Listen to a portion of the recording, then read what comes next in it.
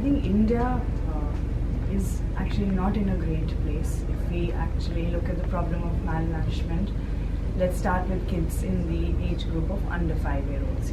We have 38% of kids who are stunted. That means they don't have enough height for their age.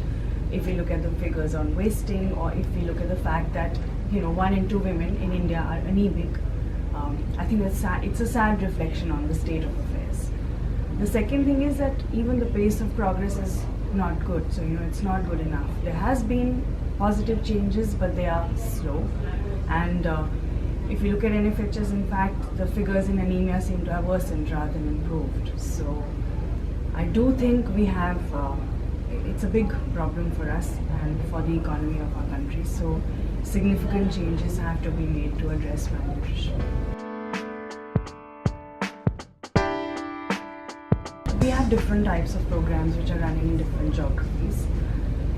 One of the things that we've learned is that to achieve, it's important in the problem of malnutrition, it's a very complex problem. There are things which will give results easily, quicker and at scale, and there are things which we will have to do long term.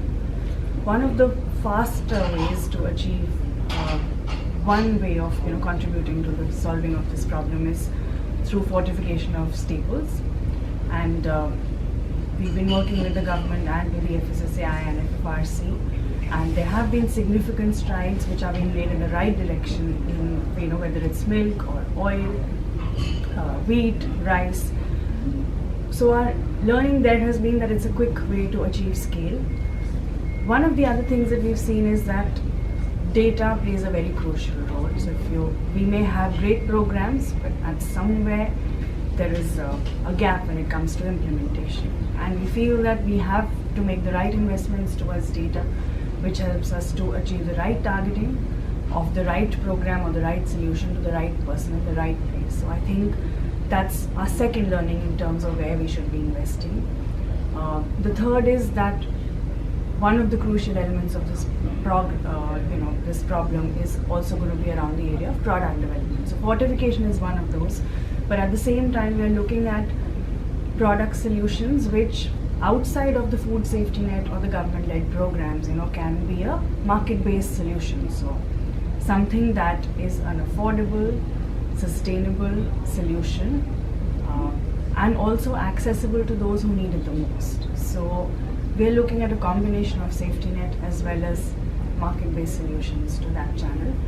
Last but not the least, through our programs, unless you strengthen civil society and empower the community also to participate in those programs, I think rapid strides would not be made. So these are the 3 areas where we are kind of focusing on, having learned from our various programs.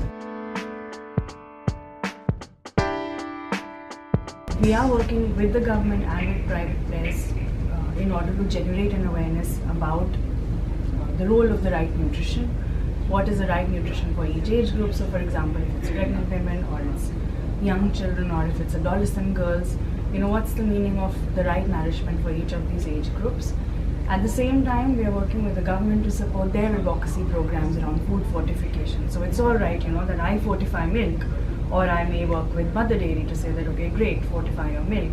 But unless the customer or consumer understands what's the benefit of that to him and to his family or to the kids, that communication and advocacy element is also really, really important. So a lot of our efforts also centered around that, to say the right communication and advocacy to industry to say that, okay, yes, you need to fortify, but also at the same time to the consumer so that he sees the benefits.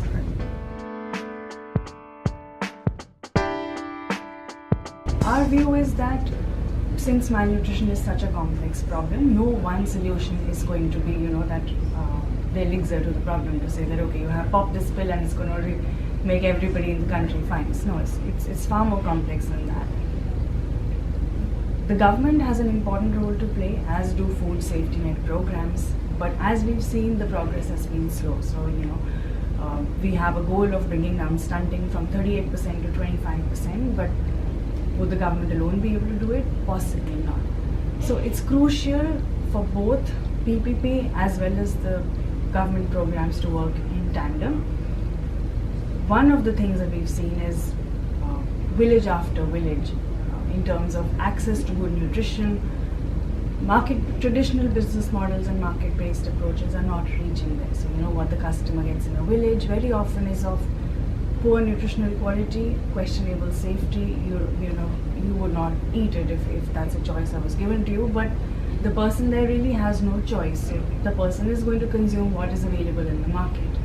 And that's where the role of PPP comes in. So that's where we can collaborate with private players, one, to create nutrition solutions which are of extremely high quality at prices which are very accessible to the person in that high burden area, and in a manner where we work together to provide that solution to him. So today he doesn't have access, and which is why it's crucial for PPP to be a part of the solution, because unless we do that with traditional models, those markets are not going to get served.